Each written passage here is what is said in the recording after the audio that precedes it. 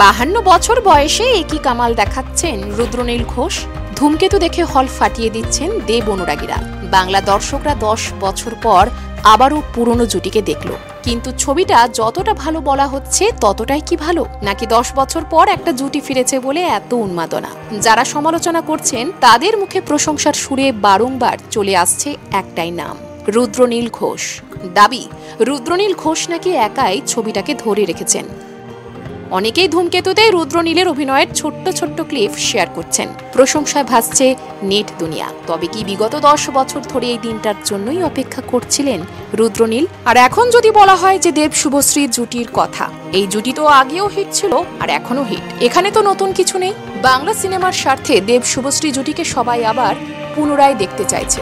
এই তো কিছুদিন আগে গৃহপ্রবেশে ছবির মাধ্যমে বড় পর্দায় আবারও বহুদিন পর ফিরেছেন রুদ্রনীল ঘোষ। কিন্তু কে জানতো ধূমকেতুতে এইভাবে তিনি কামব্যাক করবেন? প্রায় 8 থেকে 9 বছর আগের কথা। তখন তো আর বিনোদুনিয়ায় এত ইঁদুর দৌড় ছিল না। এর আগেও লাভ এক্সপ্রেস ছবিতে দেব রুদ্রনীলের কেমিস্ট্রি দেখেছিলেন দর্শক, আর এবার দেখল অন্যরকম ভাবে। উত্তরাখণ্ডের বরফ ঢাকা অঞ্চল, কনকনে ঠান্ডা, তাপমাত্রা মাইনাসে, সেখানে ধৈর্য আর পরিশ্রমের সাথে শুটিং করেছেন। টেকনিশিয়ানদের সাথে বেলচা হাতে নেমেছিলেন দেব। বরফ কেটে চলেছিল শুটিংয়ের ব্যবস্থাও। প্রত্যেক দৃশ্য যাতে জীবন্ত হয়, কোনো অংশে পরিশ্রম করতে বাদ রাখেননি রুদ্রনীল থেকে শুরু করে শুভশ্রী। একাধিকবার শট দিয়েছেন, আর প্রত্যেকেই বিশ্বাস রেখেছিলেন ছবিটি পর্দায় প্রতিফলিত হবে। আর সত্যিই সেটাই হলো। এত কষ্ট কি বিফলে যায়? হ্যাঁ, এটা ঠিক যে সমালোচনা অনেকেই করছেন, কিন্তু কেনই বা মানুষ ভুলে যাচ্ছেন যে মাঝখানে 9 বছর ব্যবধানের কথা?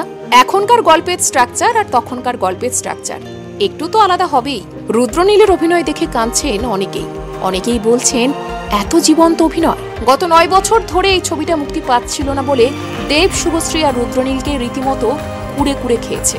যখন টিজার সামনে এলো তখন ভীষণ ইমোশনাল হয়ে পড়েন রুদ্রনীল। বলেন তখন তিনি কত ইয়াং ছিলেন। ছবিটা মুক্তির আগে কিন্তু রুদ্রনীল বলে দিয়েছিলেন, বিশ্বাস করার মানুষ খুঁজি আমরা। আর ছবিতে রুদ্রনীলের চরিত্রটা তেমনই। তার জন্যই হয়তো লোকে কাঁদবেন।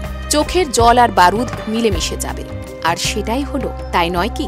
আপনি যদি ধূমকেতু ছবিটা দেখে থাকেন, সেখানে যদি রুদ্রনীল ঘোষের অভিনয় আপনার ভালো লেগে থাকে, তাহলে সেই সম্পর্কে কয়েকটি কথা কমেন্ট বক্সে লিখতে একদম ভুলবেন না।